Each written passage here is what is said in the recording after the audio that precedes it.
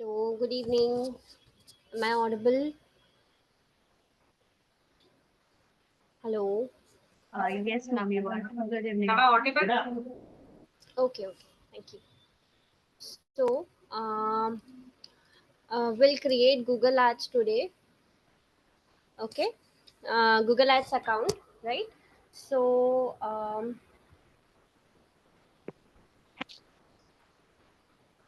I'm sharing my screen for that.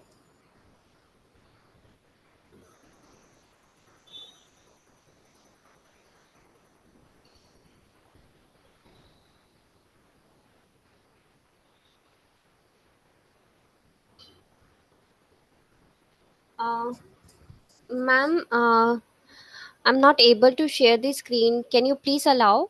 Yeah, ma'am, done. ठीक है go to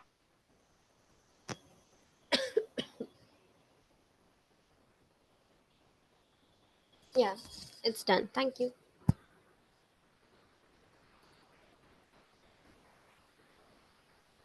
Is my screen visible? So you have to go to Google Ads, googleads.com. Sign into Google Ads. My screen is visible? Okay.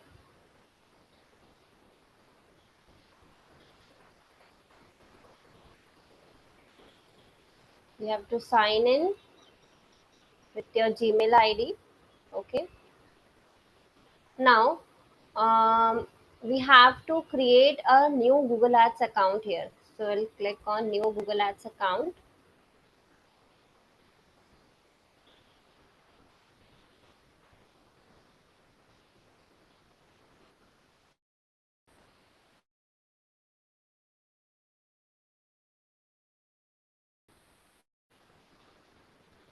Campaign creation. Okay.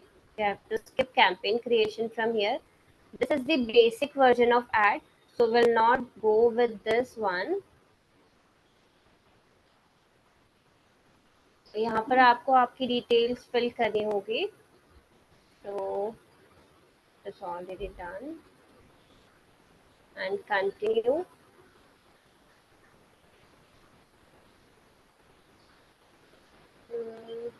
यहाँ पर payment profile you have to create.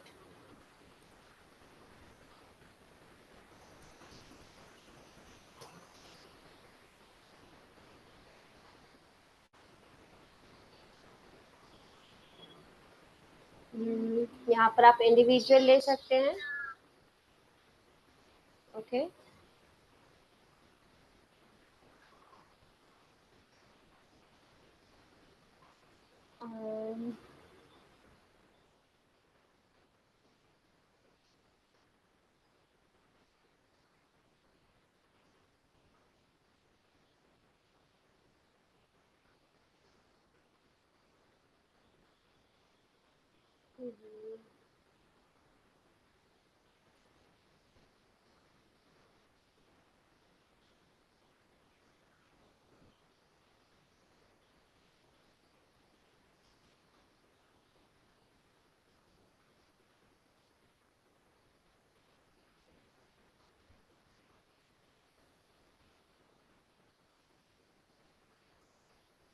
ठीक है. तो आपको आपका profile create करना है यहाँ पर.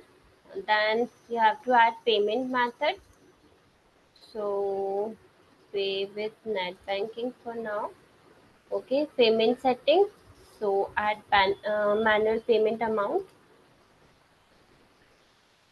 You have to add at least ₹500. Okay. अभी हमको पे नहीं करना है, यहाँ पर सिर्फ ये डिटेल्स फिल करनी है. Okay. Click on check box, click no and submit.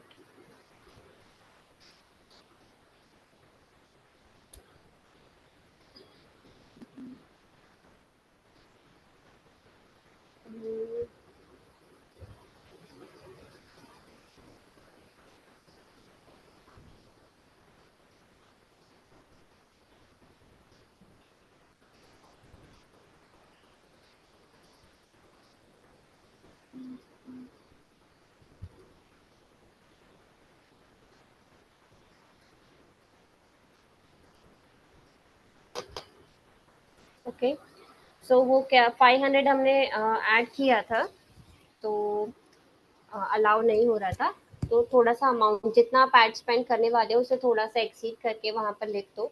अभी के लिए हमें अमाउंट पे नहीं करना है, सिर्फ अमाउंट वहाँ पर डालना है, सबमिट करना है, उसके बाद continue and then click explore your account.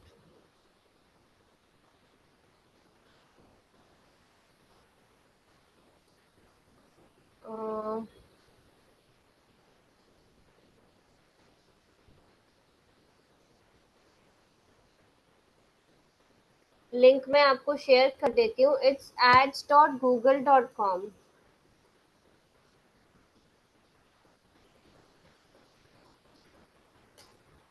Shweta, मैंने लिंक शेयर किया है आपको, एक बार चेक कीजिए।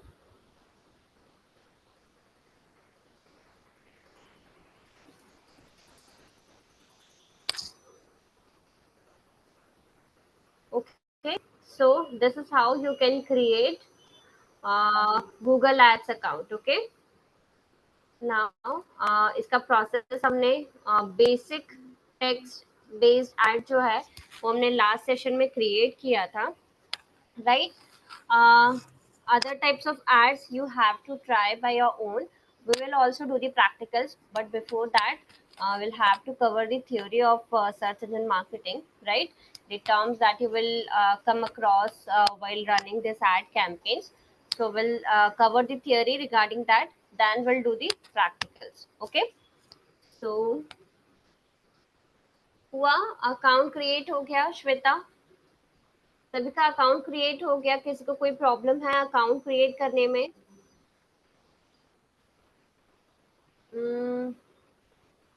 नहीं हुआ, कुछ प्रॉब्लम आ रहा है प्रोसेस में?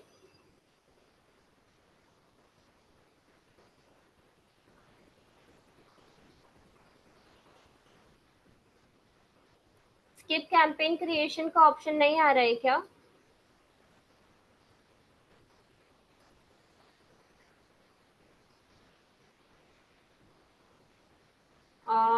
ओके, सभी के मेथड्स में कभी कभी मतलब जब गूगल एड्स अकाउंट हम क्रिएट करते हैं सभी के पास कभी कभी डिफरेंट डिफरेंट स्क्रीन आता है। सो श्वेता, ओके, नो प्रॉब्लम। एक काम कर सकते हैं हम, आप सेशन के बाद ज्वाइन कीजिएगा, मैं आपको फिर करके बताती हूँ ये, ठीक है?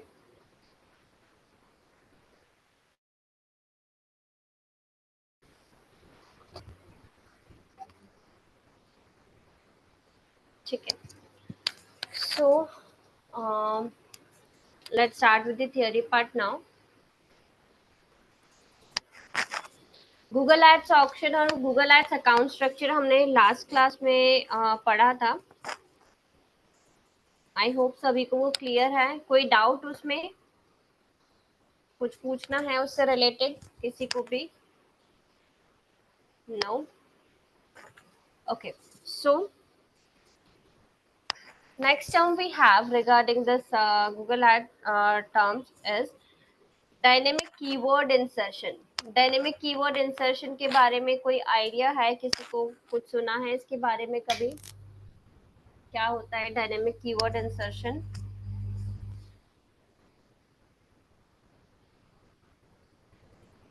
No.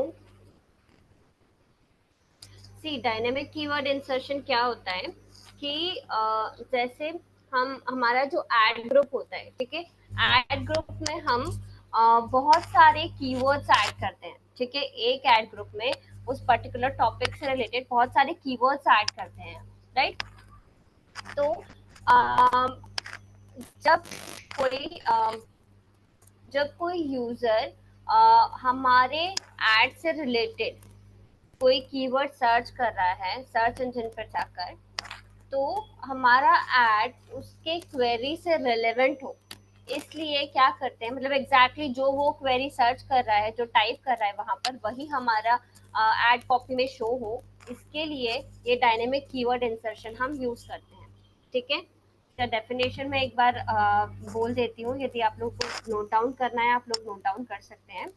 Dynamic keyword insertion helps you dynamic keyword insertion helps you in customizing your ad copy according to users query. ठीक है, मतलब कि यूजर की जो क्वेरी है उसके अकॉर्डिंग हमारी जो एड की कॉपी है, मतलब जो हम एड रन करते हैं उसके लिए जो हमने टेक्स्ट लिखा था, हेडलाइन लिखते हैं, डिस्क्रिप्शन लिखते हैं, तो वहां पर जो हम कीवर्ड यूज कर रहे हैं, अब ये तो नहीं हो सकता कि अलग अलग लोग अलग अलग कीवर्ड टाइप कर रहे हैं तो हर कुछ हम अपने ऐड में टाइप कर सकते हैं, ये तो नहीं हो सकता. ठीक है, तो इसलिए डायनेमिक कीवर्ड इंसर्शन का कॉन्सेप्ट आया कि इससे क्या होगा, जो भी विजिटर सर्च कर रहा है उसने जो एग्जैक्टली टाइप किया है वही क्वेरी को हम अपने कीवर्ड के साथ रिप्लेस कर देंगे. ठीक है, इसी को कहते हैं डायनेमिक कीवर्ड इंसर्शन. एक एग्जांपल ले लेते हैं इसका.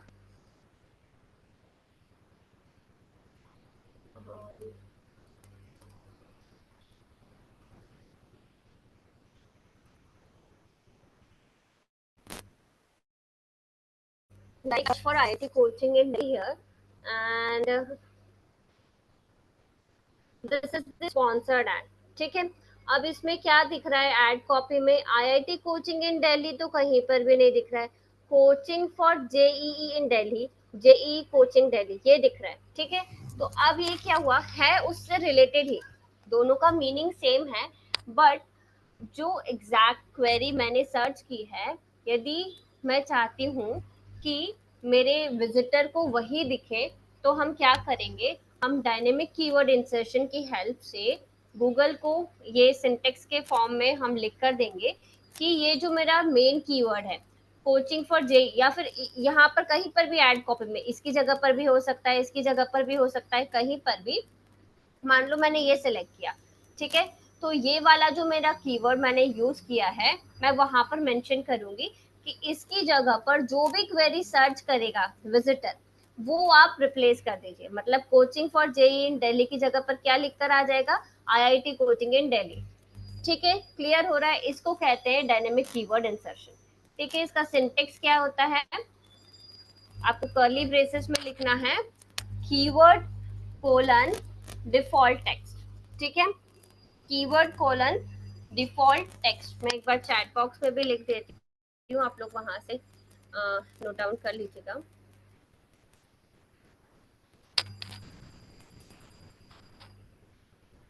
Keyword colon default text.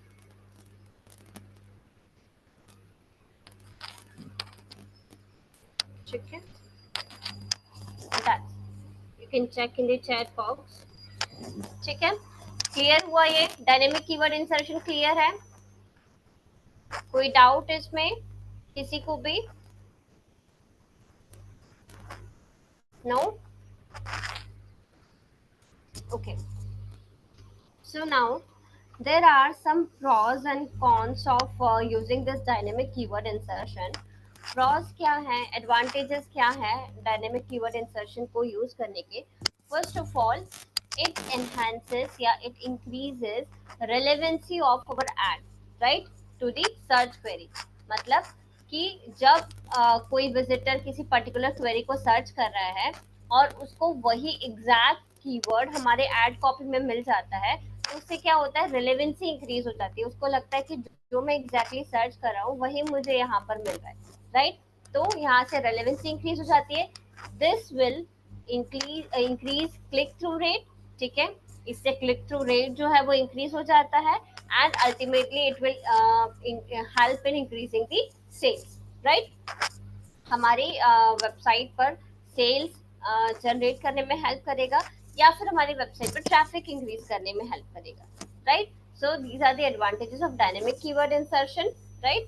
अब यदि डिसएडवांटेजेस की बात करें, so disadvantages of dynamic keyword insertion is, first of all, it is a little bit difficult to use dynamic keyword insertion with broad match type. ठीक है, जब हम broad match type keyword use करते हैं तो वहां पर डायनेमिक कीवर्ड इंसर्शन यूज करना या इम्प्लीमेंट करना थोड़ा सा डिफिकल्ट हो जाता है, क्योंकि उसमें क्या होगा, किसी से भी हमारा मतलब कोई भी क्वेरी यदि सर्च हुआ उससे रिलेटेड, जो हमारा कीवर्ड है उससे रिलेटेड, तो क्या होगा कि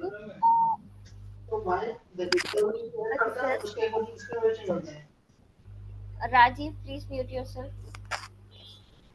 सो ब्रॉड मैच टाइप में क्या होगा कि कोई भी कोई फार रिलेटेड यदि क्वेरी भी सर्च होगी तो भी हमारा एड वहां पर ट्रिगर हो जाएगा, राइट। इस केस में ये हो सकता है कि हमारा बजट कई बार वेस्ट भी हो सकता है।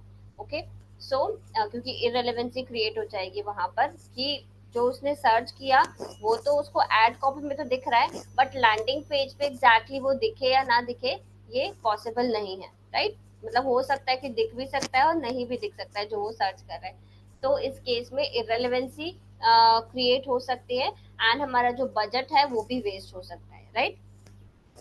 Next disadvantage of using dynamic keyword insertion is grammatical mistakes। ठीक है, जब हम ad copy create करते हैं, so at the time of creation of ad copy we write the sentence in our headlines or our descriptions according to the keyword we are using, right?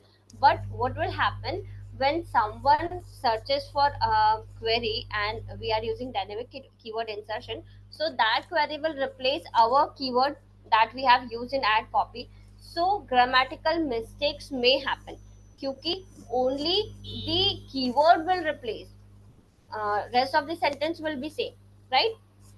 तो इस case में क्या होगा, grammatical mistakes हो सकती है, और गूगल एड्स में ग्रामेटिकल मिस्टेक्स अलाउड नहीं है, स्पेलिंग मिस्टेक्स अलाउड नहीं है, ग्रामेटिकल मिस्टेक्स अलाउड नहीं है, राइट। सो ये एरर्स हो सकते हैं डायनेमिक कीवर्ड इंसर्शन के साथ।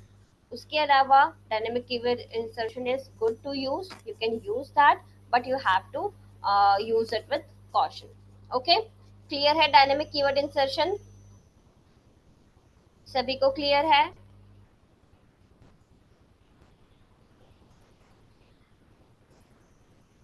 Okay, next is, so dynamic keyword insertion के बाद नेक्स्ट आता है Google ads delivery method.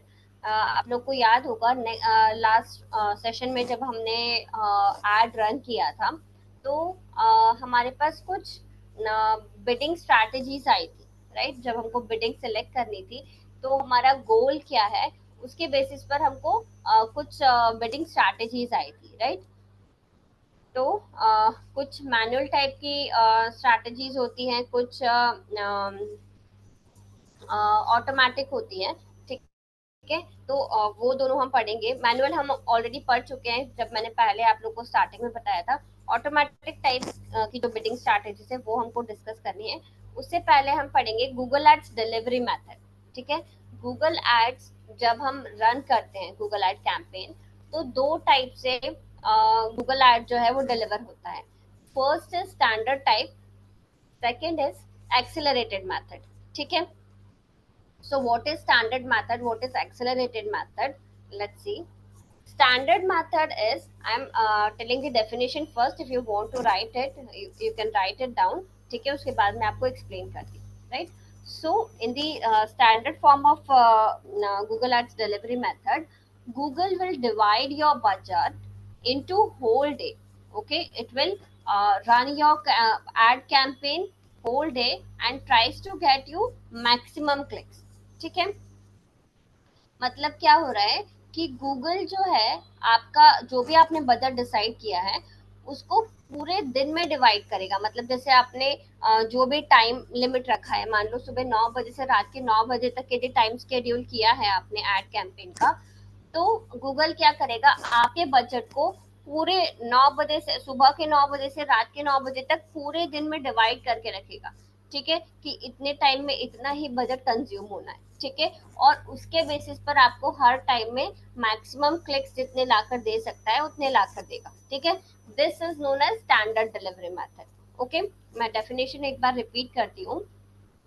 Google will divide your budget into whole day.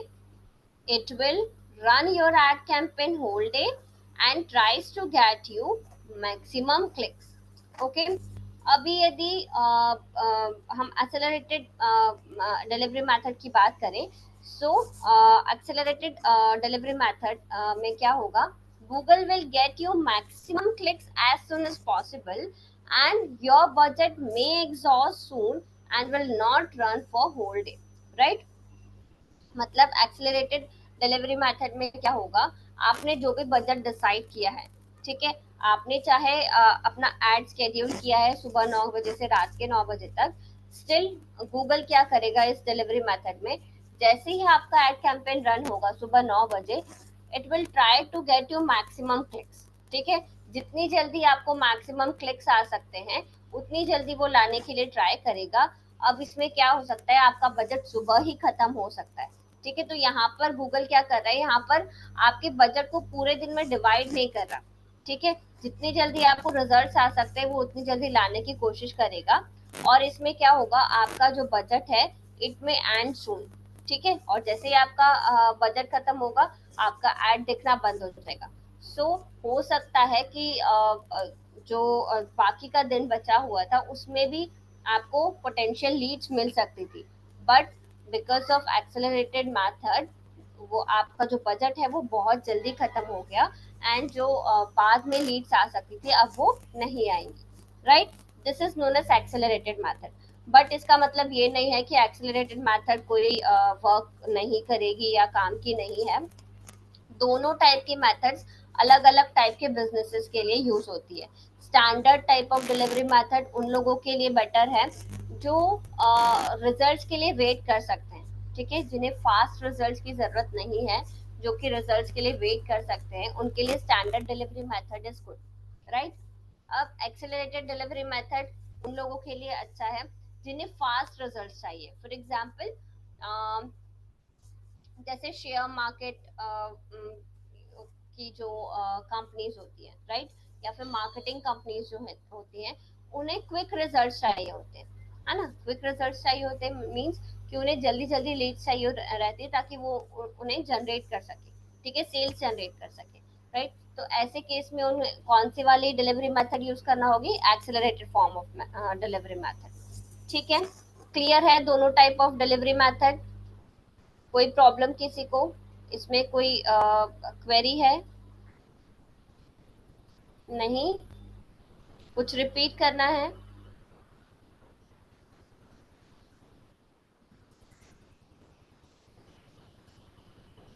definition, okay, definition I'm repeating, both the definition I'm repeating.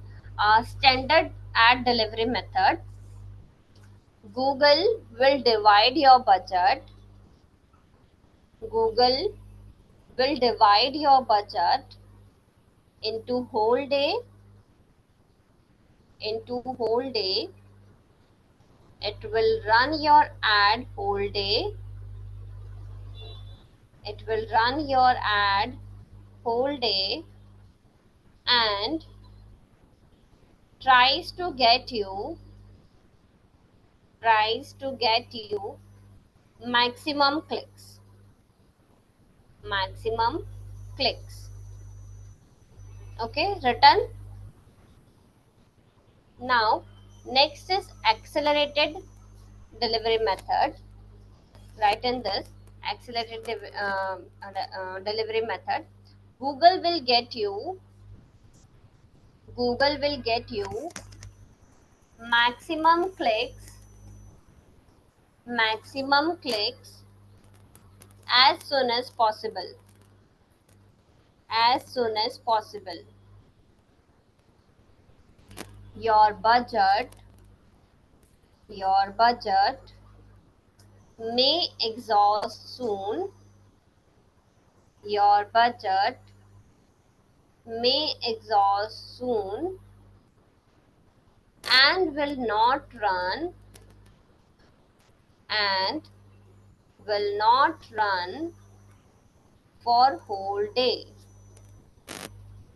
for whole day, ठीक है। लिख लिया?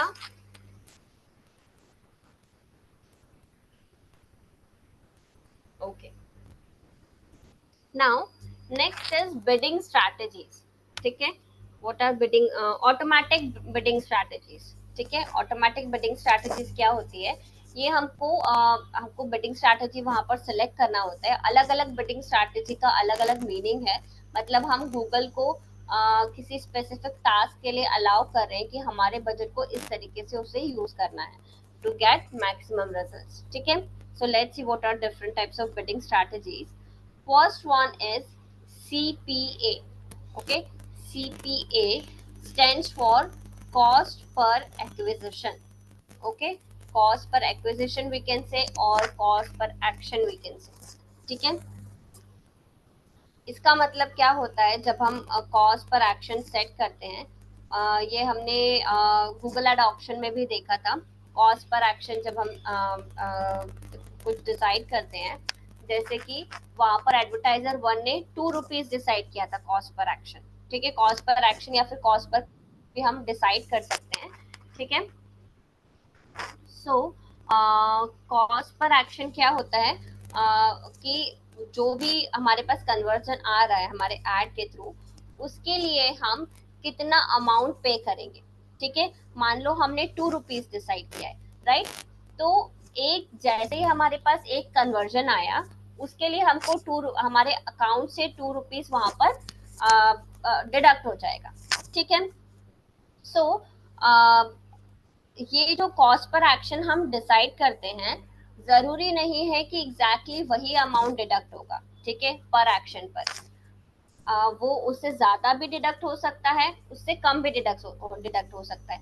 But ज्यादा ऐसा नहीं होगा कि ₹2 डिसाइड किया तो ₹10 डिडक्ट हो जाएगा, नहीं।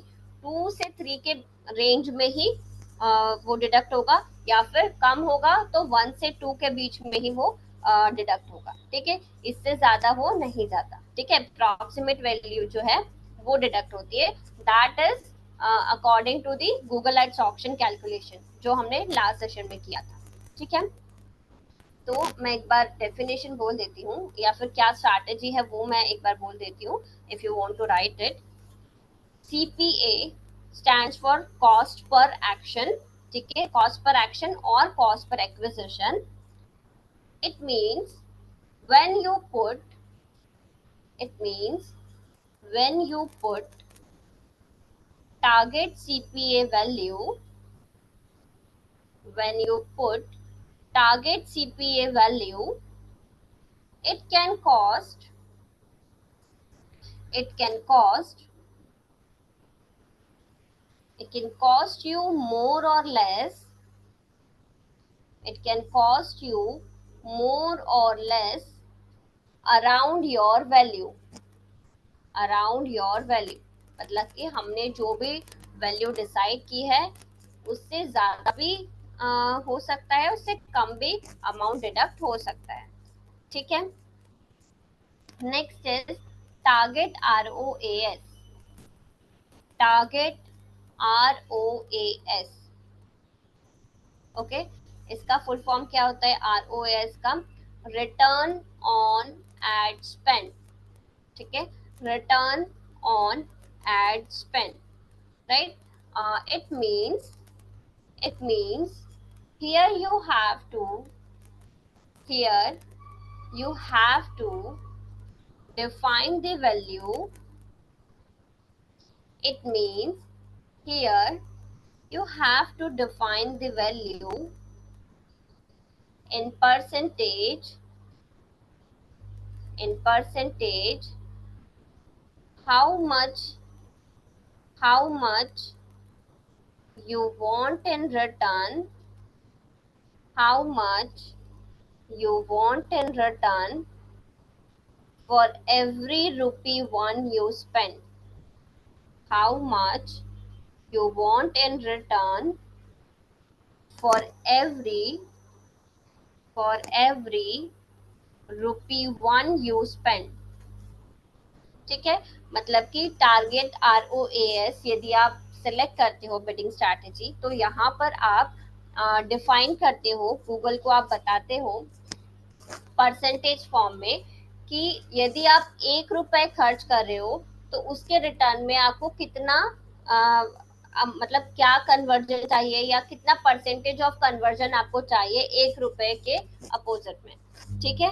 1 रुपए के अगेंस्ट कितना कन्वर्जन आपको चाहिए, क्या रिटर्न ऑन स्पेंड आपको चाहिए, रिटर्न ऑन एड स्पेंड आपको चाहिए, वो आप परसेंटेज फॉर्म में यहाँ पर डिफाइन करोगे। मान लो आपको 50% चाहिए, 70% चाहिए, 80% चाहिए, जो भी आपको रिटर्न ऑन एड स्पेंड चाहिए वो आपको यहाँ पर परसेंटेज फॉर्म में डिफाइन करना होता है, ठीक है। क्लियर है? Now next is maximize clicks. Maximize clicks, ठीक है, मैक्सिमाइज क्लिक्स स्ट्रैटेजी होती है। इसका क्या मतलब है? Here here you want here you want maximum clicks, maximum clicks, so Google will show your ad, Google will show your ad to people who will click on your ad, who will click on your ad more likely, more likely means कि maximise click strategy यदि हम select कर रहे हैं, इसका मतलब है कि हमको अपने ऐड पर ज्यादा से ज्यादा एड्स चाहिए, सॉरी ज्यादा से ज्यादा क्लिक्स चाहिए। तो इस केस में गूगल क्या करेगा, आपकी ऐड को ऐसे लोगों को दिखाएगा जो कि आपके ऐड पर क्लिक करने के लिए ज्यादा से ज्यादा इंटरेस्टेड होंगे, ठीक है, क्योंकि गूगल के पास सारा डेटाबेस होता है, राइट। तो उसको इंटरेस्ट पता है, बिहेवियर पता है, हैबिट्स पता है, जो भी लोग इंटरनेट सर्फ कर रहे हैं, राइट। तो उस डेटा के बेसिस पर गूगल ऐसे ही लोगों को आपका ऐड दिखाएगा जो कि आपके ऐड पर क्लिक कर सकते हैं, राइट। सो मैक्सिमम क्लिक मिलेंगे ऐड पर इसके through. Next is maximize conversions. Okay, so what is maximize conversion strategy? Google will show your ad, Google will show your ad to people who are who are more likely to convert, who are more likely to convert। मतलब कि Google जो है वो आपका add ऐसे लोगों को दिखाएगा जो कि आपके एड पर कन्वर्ट हो सकते हैं। मतलब फॉर एग्जांपल हमको यहाँ पर हमने कोई गोल डिसाइड किया है, मान लो हमने लीड जनरेशन फॉर्म फिलअप का कोई गोल डिसाइड किया है, या फिर हमने साइन अप का गोल डिसाइड किया है, राइट। तो कन्वर्जन किसको मानेंगे, यहाँ पर क्लिक को कन्वर्जन नहीं मानेंगे। मतलब क्लिक करके यदि किसी ने लीड जनरेशन फॉर्म फिलअप कर दिया या किसी ने साइन अप कर दिया हमारे वेबसाइट पर आकर, तो उसको कन्वर्जन मानेंगे और उसी केस में हमारा अमाउंट डिडक्ट होगा, ठीक है। जब आप कन्वर्जन को गोल यहाँ पर डिसाइड करते हो तो क्लिक के पैसे नहीं कटते, बल्कि जो अमाउंट सॉरी जो गोल आपने डिसाइड किया है यदि वो कंप्लीट हो जाता है तभी आपका अमाउंट डिडक्ट होता है, ठीक है। तो जब आप मैक्सिमाइज कन्वर्जन स्ट्रैटेजी सेलेक्ट करते हो तो क्या होता है, गूगल आपका एड ऐसे लोगों को दिखाता है जो कि ज्यादा से ज्यादा आपके एड पर कन्वर्ट हो सकते हैं, ठीक है। क्लियर है? जो भी स्ट्रैटेजीज पढ़ रहे हैं सब समझ में आ रहे हैं? किसी को कोई कंफ्यूजन है, कोई क्वेरी है इतने में? नहीं? Okay okay, so next is enhance CPC. enhanced CPC. CPC stands for cost per click. Okay, enhanced CPC. इसका क्या मतलब हुआ? If you have set if you have set CPC if you have set CPC on rupees 13, on rupees 13, but sorry, if you have set CPC on rupees 13, but there is a chance, but there is a chance to get a click, to get a click on rupees 15, on rupees 15, then Google will automatically, then Google will automatically increase your CPC, increase your CPC to rupees 15, to rupees 15. ठीक है, क्या मतलब हुआ enhance CPC का? मान लो आपने decide किया है cost per click value 13 rupees, ठीक है, कि आपको एक क्लिक का वैल्यू 13 रुपीज है, आप 13 रुपीज पे करोगे। लेकिन हो सकता है कि कभी ऐसा चांस हो कि आप यदि 15 रुपीज, मतलब क्योंकि बहुत सारे लोग बिडिंग कर रहे हैं यहाँ पर, ठीक है, यदि हो सकता है किसी की बिडिंग ज्यादा है और उसको वो क्लिक मिल जाए, ठीक है, तो ऐसे केस में यदि आपने एनहांस सीपीसी सिलेक्ट की हुई है बिडिंग स्ट्रैटेजी, तो गूगल क्या करेगा कि वहां पर भी फिर ऑक्शन होगा, ठीक है, तो जिसकी सबसे ज्यादा बिडिंग होगी उस उसको वो जो क्लिक है वो मिल सकता है, राइट, मतलब कि रैंकिंग उस हिसाब से होगी, फिर क्लिक आता है नहीं आता है वो तो एड के ऊपर ही डिपेंड करता है, ठीक है, कैसा कितना अट्रैक्टिव आपका ऐड होता है और कितना क्लियरली आप डिस्क्राइब करते हो अपने ऑफर को, उसके ऊपर डिपेंड करता है। बट यहाँ पर क्या होगा एनहेंस सीपीसी में कि यदि चांसेस है, आपने 13 रुपीज डिसाइड किया हुआ है वैल्यू एक क्लिक का, और आपको 15 रुपीज में चांसेस हैं क्लिक आने के, तो इस केस में गूगल जो है आपकी बिडिंग 13 रुपीज से बढ़ाकर 15 रुपीज कर देगा, ठीक है, ताकि आपको वो क्लिक मिल सके। ठीक है, क्लियर हुआ? एनहांस सीपीसी क्लियर है? Next is target impression share, target impression share, right. So target impression share क्या होता है?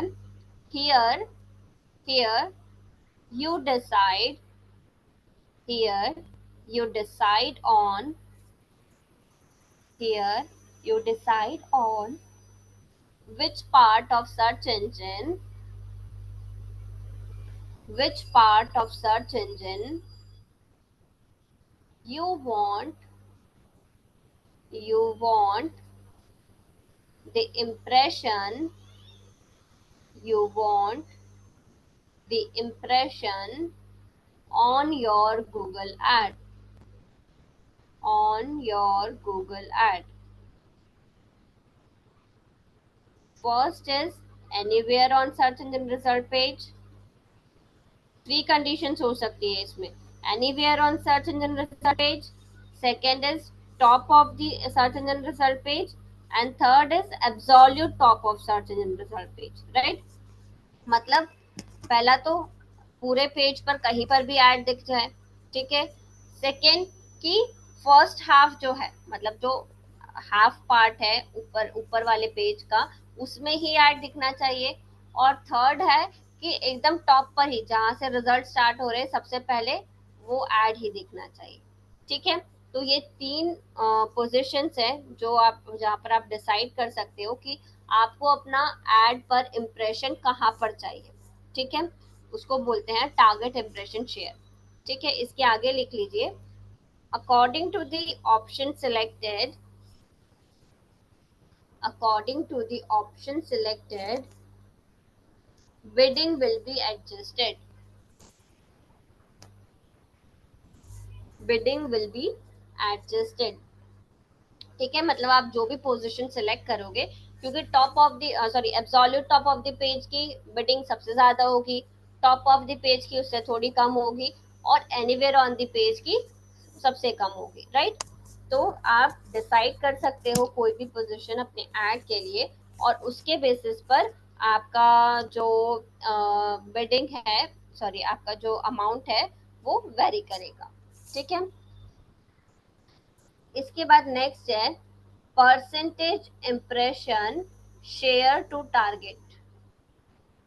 Percentage impression share to target, इसमें लिखिएगा it means how many impressions do you want on your ads,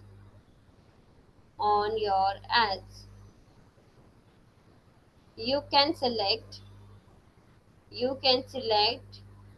it in percentage here,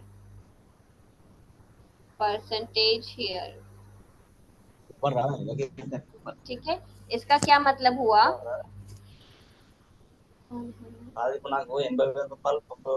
please mute yourself.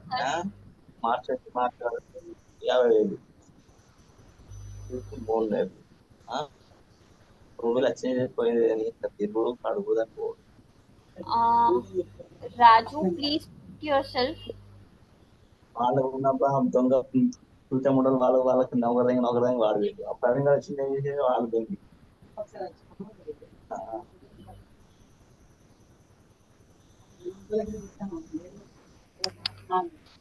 Please mute yourself Raju.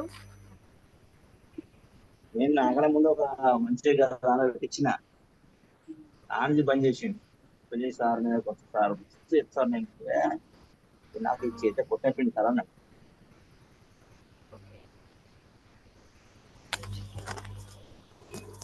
So percentage impression share to target का क्या मतलब हुआ कि पूरे page means how many impression do you want on your ad. ठीक है, हमको अपने एड पर कितने इम्प्रेशंस चाहिए। इम्प्रेशंस और क्लिक में डिफरेंस पता है आप लोगों को, क्या इम्प्रेशंस होते हैं और क्या क्लिक्स होते हैं। इम्प्रेशन क्या होता है, कोई डिफाइन कर सकता है? Anyone? What are impressions and what are clicks? No? Okay. See, impressions क्या होते हैं, मतलब कि किसी ने जब क्वेरी सर्च की है तो वहां पर हमारा एड जो है वो अपीयर हुआ है। ठीक है, एग्जाम्पल मैं स्क्रीन शेयर करती हूँ अपनी। Before that,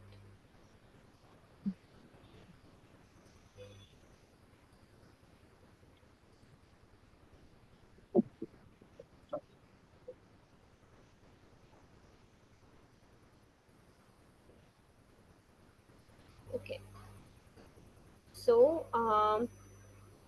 अभी मैं स्क्रीन शेयर करती हूँ। ये हमारा जो एग्जाम्पल था आईआईटी कोचिंग इन दिल्ली का। ठीक है, अब जैसे मैंने यहाँ पर ये क्वेरी सर्च की है। ठीक है, अब सर्च करने के बाद ये जो स्पॉन्सर्ड एड है ये यहाँ पर विजिबल है। ठीक है, इस पेज पर ये रैंक कर रहा है बट मैंने इसके ऊपर क्लिक नहीं किया है। ठीक है, बट ये रैंक तो कर रहा है। तो मैंने यदि इसको देखा है या नहीं देखा है, बट ये यदि रैंक कर रहा है यहाँ पर, तो इसको बोलेंगे कि यहाँ पर इस एड पर इम्प्रेशन आया है। ठीक है, जब हम इस पर एक्चुअली जब मैं इस पर क्लिक कर दूंगी और इसके वेबसाइट पर चली जाऊंगी तो यहाँ पर क्लिक कहलाएगा। ठीक है, अदरवाइज जब मैंने क्लिक नहीं किया है, बस मैंने आईआईटी कोचिंग इन दिल्ली सर्च किया और इस पेज पर ये रिजल्ट आया है, रैंक हुआ है, तो वो इम्प्रेशन कहलाएगा, क्लिक नहीं कहलाएगा। ठीक है, क्योंकि अभी हमने उसमें एक्चुअल पर क्लिक नहीं किया है। ठीक है, क्लियर हुआ दोनों के बीच में डिफरेंस इम्प्रेशन और क्लिक क्या क्या होता है।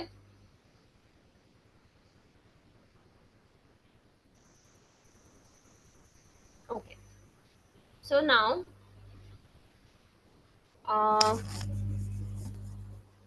तो हमारा ये यहाँ पर क्या हमको डिसाइड करना था कि हमें कितने इम्प्रेशन चाहिए अपने एड पर, वो हमें परसेंटेज फॉर्म में बताना है, ठीक है। So that is percentage impression share to target. ये सारी ऑटोमेटिक बिडिंग स्ट्रैटेजीज थी जो गूगल एड्स में आपको मिलेंगी, ठीक है। आप इनमें से कोई भी सिलेक्ट कर सकते हो अपने जो भी आपका गोल है उसके अकॉर्डिंग। क्लियर? किसी को कुछ पूछना है इतने में? कोई क्वेरी है?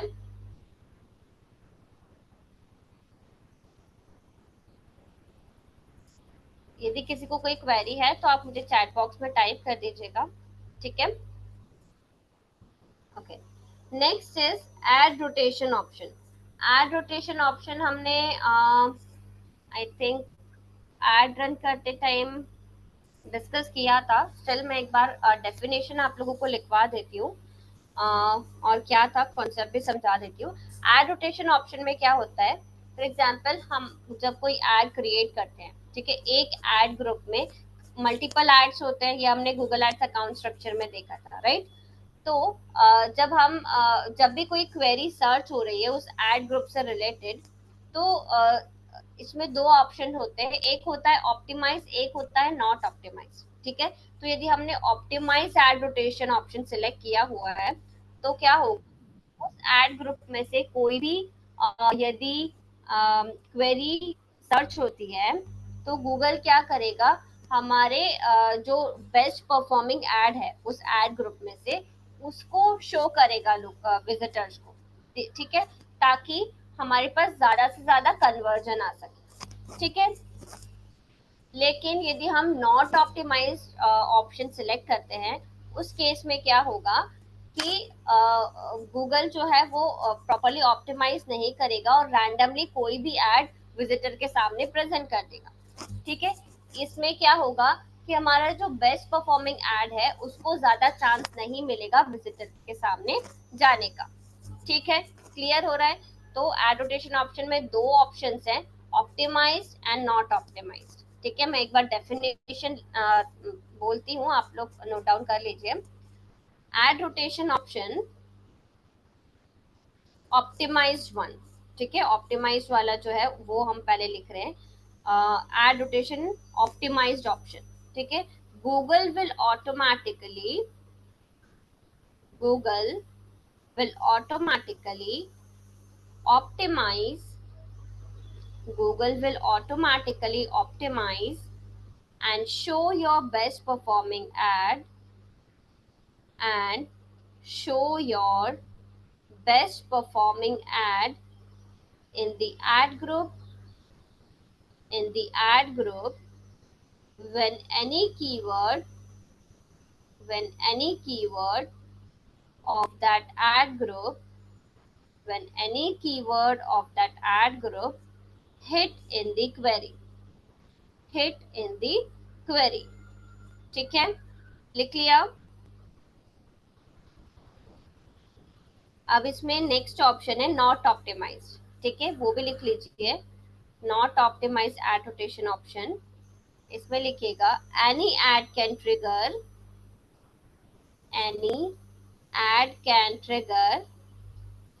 and best performing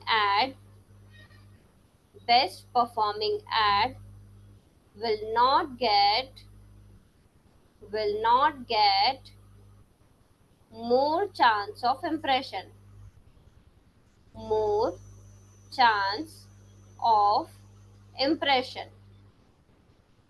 ठीक है।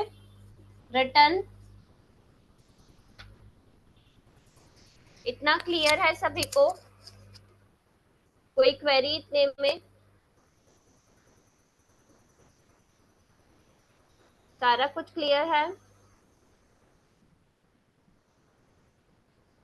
Okay, so let's wind up the session for today. ये जो भी हमने टर्म्स डिस्कस किए हैं आप लोग गो थ्रू कीजिएगा, और कहीं पर भी कोई क्वेरी होती है, कोई नहीं कुछ नहीं समझ में आ रहा है, नेक्स्ट सेशन में आप लोग मुझे पूछिए, okay. And try to run ad campaigns by your own, ठीक है। श्वेता मैं आपको कांटेक्ट करती हूँ भी सेशन के बाद में, okay. Thank you so much all of you.